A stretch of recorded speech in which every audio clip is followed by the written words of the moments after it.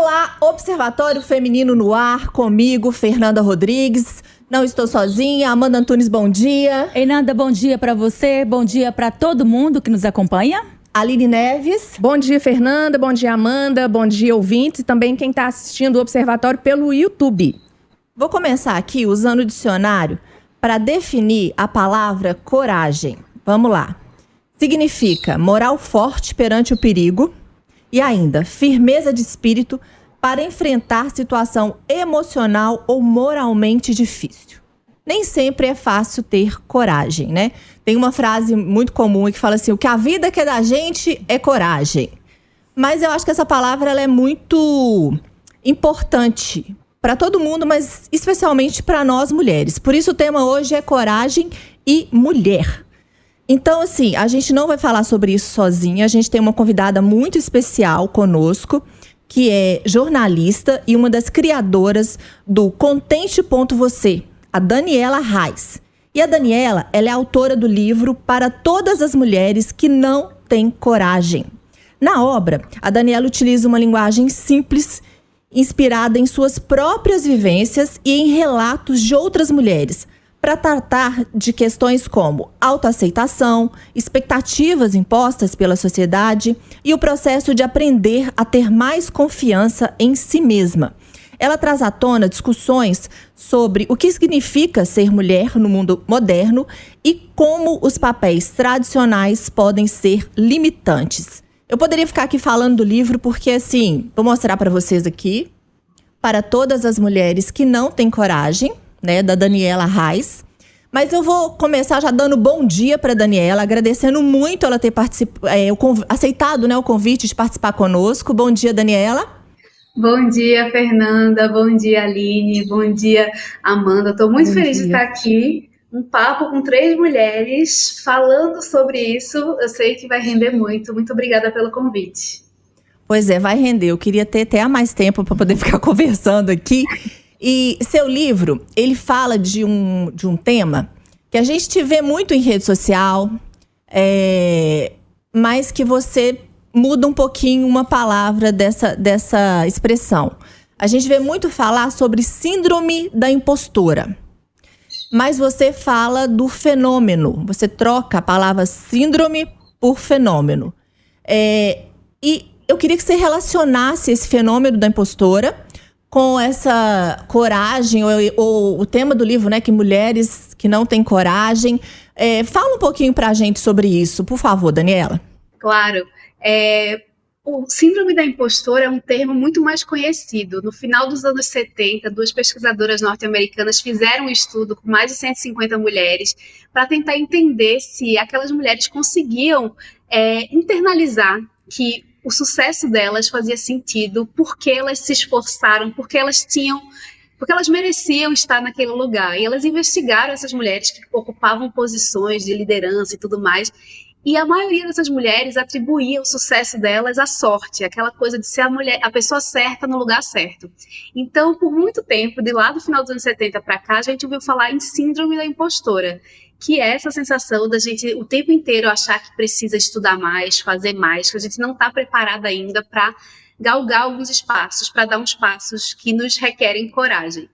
Mais recentemente, começou-se a discutir uma mudança nessa terminologia. Em vez de falar de síndrome, que é algo que remete à doença, a algum problema crônico, chamar de fenômeno da impostora.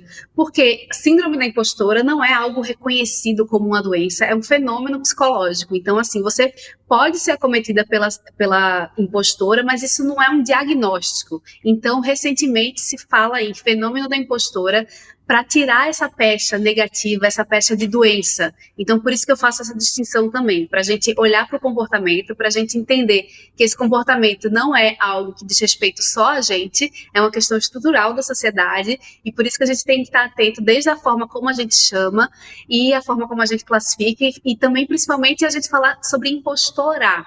Algumas vezes, quando eu falo, as pessoas perguntam, mas homens não se sentem assim? podem se sentir. Em várias rodas e palestras que eu já fiz, sempre tem algum homem que fala, eu também me sinto assim.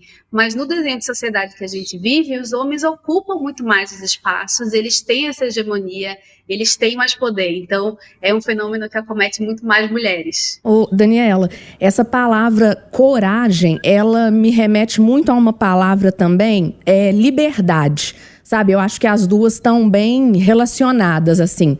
Porque quando a pessoa tem coragem, ter coragem é libertador, né? A gente vê casos de mulheres aqui no Observatório que a gente já trouxe para entrevistar. E muitas, assim, eu sempre lembro da Rosiane, que começou a construir a casa dela. Ela teve essa coragem, ela teve essa iniciativa. Então, me remete muito à liberdade. Mesmo que você, com a sua coragem, né, faça e não deu certo, você já se libertou ali. E eu acho que essa liberdade, ela vai te dando força para ir cada vez mais longe.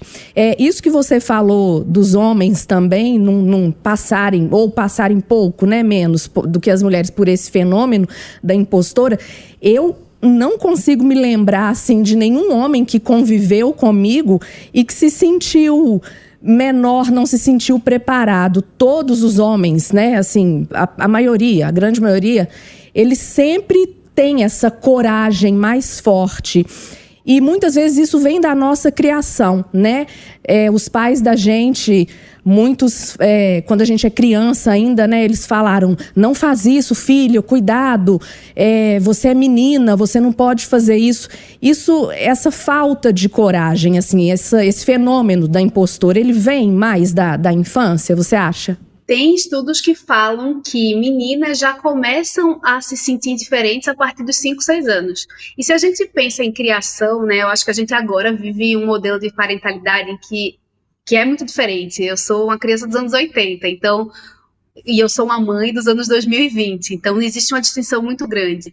Mas o que acontece? Quando a gente pensa na criação, a gente ainda faz muita distinção de gênero. Então, meninas ganham boneca e cozinha, meninos ganham bola e carrinho.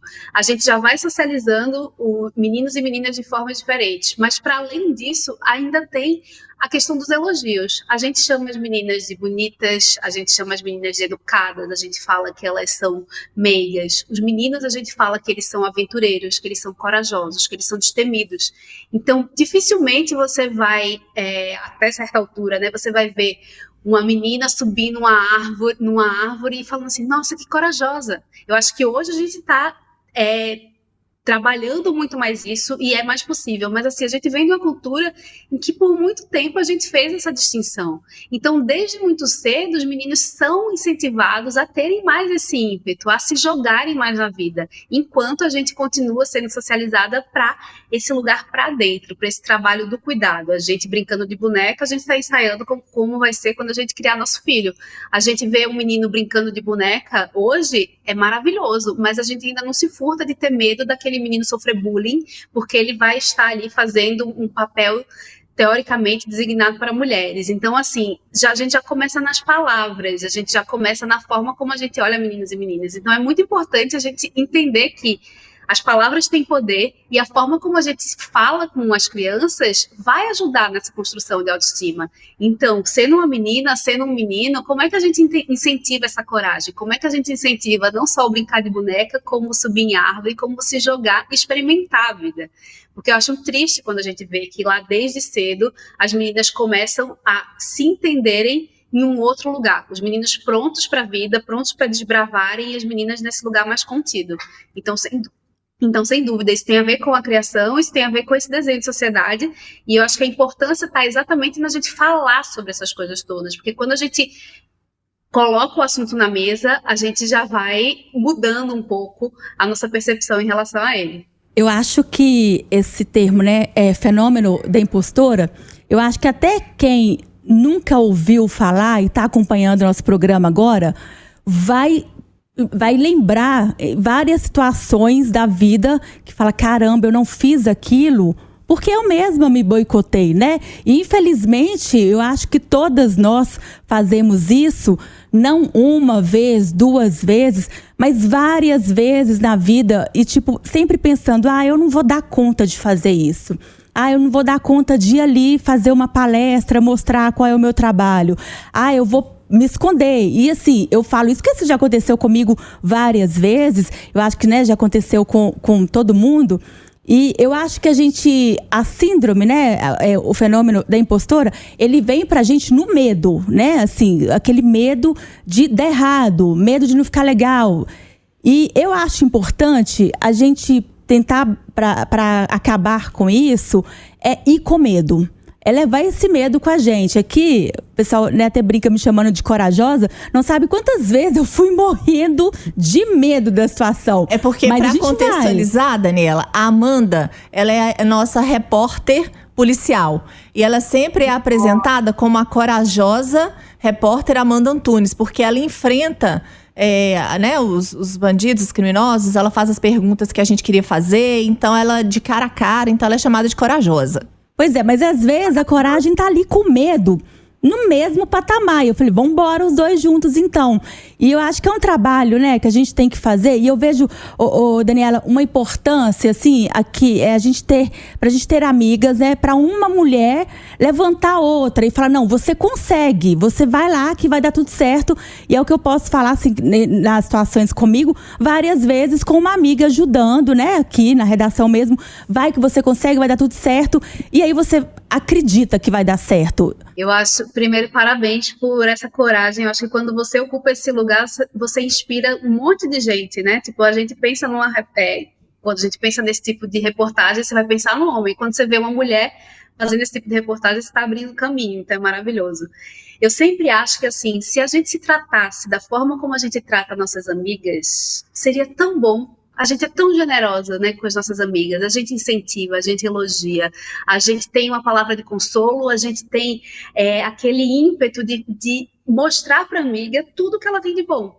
Mas quando a gente olha no espelho, muitas vezes a gente só vê o defeito. A gente pensa que a gente queria mudar alguma coisa no nosso corpo, a gente pensa que a gente precisa se preparar mais. Então, assim, eu acho que é uma armadilha em que a gente cai, mas ainda bem que tem as amigas para nos levantarem, nos resgatarem. E aí, eu acho que quando a gente faz isso, a gente se fortalece não só nesse plano, né, na nossa amizade, mas a gente também dá uma tapa na cara do patriarcado da sociedade, que tem mania de dizer que mulher tem mania de brigar com mulher, que mulher compete uma com a outra, que mulher quer puxar um tapete uma da outra. De novo, eu acho que a gente pode já ter vivido esse tipo de situação, a gente está num momento diferente, num florescimento também de um lugar muito forte da sororidade. Então, eu não estou dizendo que não existe, claro que existe competição e tudo mais, mas a gente tem cada vez mais percebido o quanto é importante a gente se unir. Não é que todas as mulheres vão concordar, mas a gente sabe que quando a gente está junto com outras mulheres que conseguem ter uma visão de mundo parecida com o que a gente acredita, que conseguem se incentivar, a gente cresce.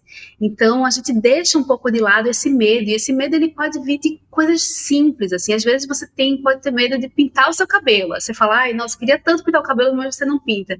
Ao mesmo tempo, você pode ter medo de se candidatar a uma vaga de emprego.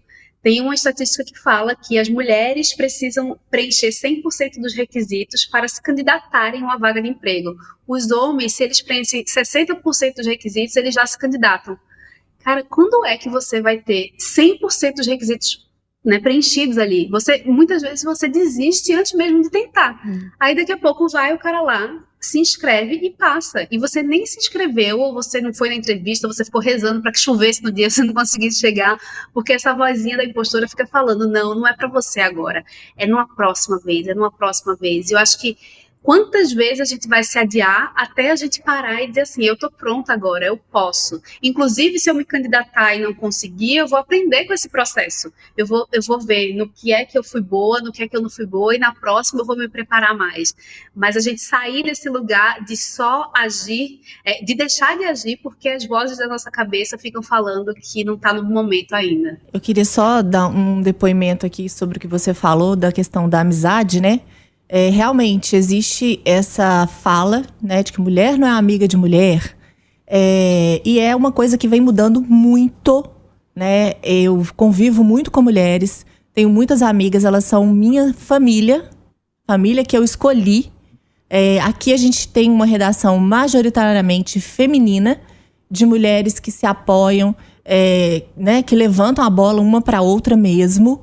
Então, eu queria dizer que isso vai mudando com o tempo, mas é uma mudança lenta. Porque a gente foi criada, eu sou da década de 80, eu sou da década de 70, com todos esses clichês, com todo o machismo. Então, infelizmente, eu ainda sou machista.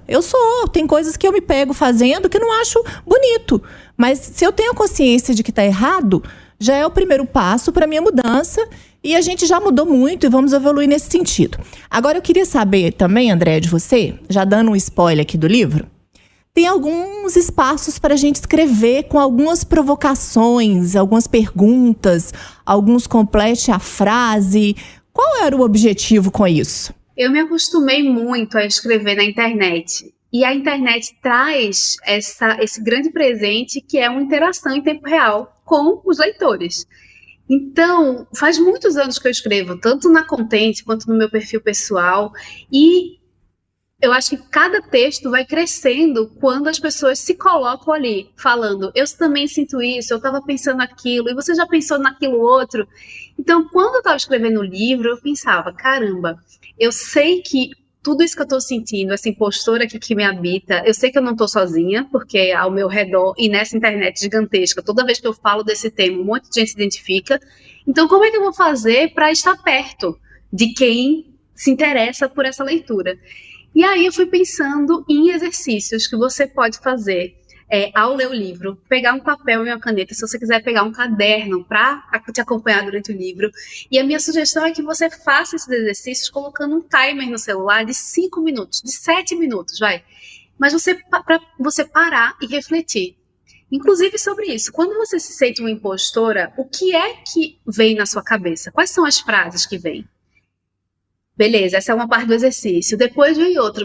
Você valida essas frases em alguma situação que já aconteceu na sua vida? Aí você faz o exercício de novo. Então, é uma forma de interagir com quem está lendo, mesmo que eu não vá ter acesso a essa resposta, mas essa maneira de criar um diálogo, porque apesar de ter algumas partes muito pessoais, eu acabo tocando em temas que são universais. Eu falo da impostora, mas eu falo de maternidade, eu falo de luto, eu falo de redes sociais. Então, me interessava muito saber o que essa pessoa aí do outro lado, essa pessoa que está com o livro nas mãos, pensa sobre esses assuntos todos. Porque eu acho que quando a gente escreve, a gente começa a entender mais do mundo. Quando a gente se coloca no papel, a gente também começa um processo de cura. Então, esses exercícios aí são essa tentativa de chamar mais gente para junto. É isso. Eu queria... Isso. Aí, ó, gente, já tá dando um gostinho aí do que tem nesse livro. E a gente também tá deixando um gostinho para você que tá na escuta e acompanhando a gente também pelo YouTube da Rádio Itatiaia, porque infelizmente o observatório tá chegando ao fim, né?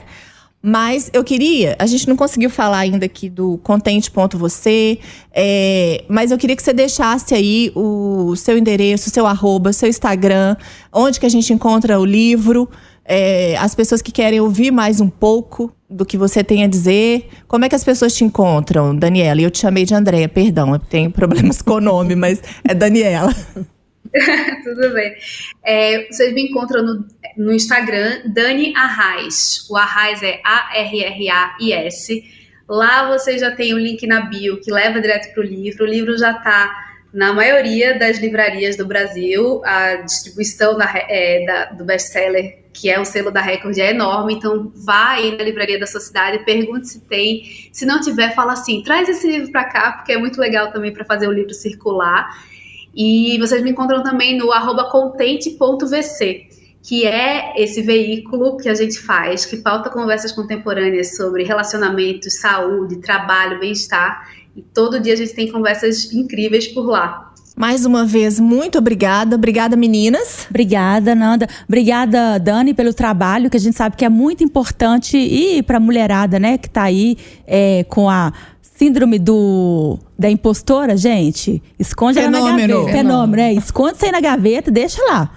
Vai com medo, né, Amanda? Vai com medo, isso. Daniela, obrigada, viu? Bom dia para você.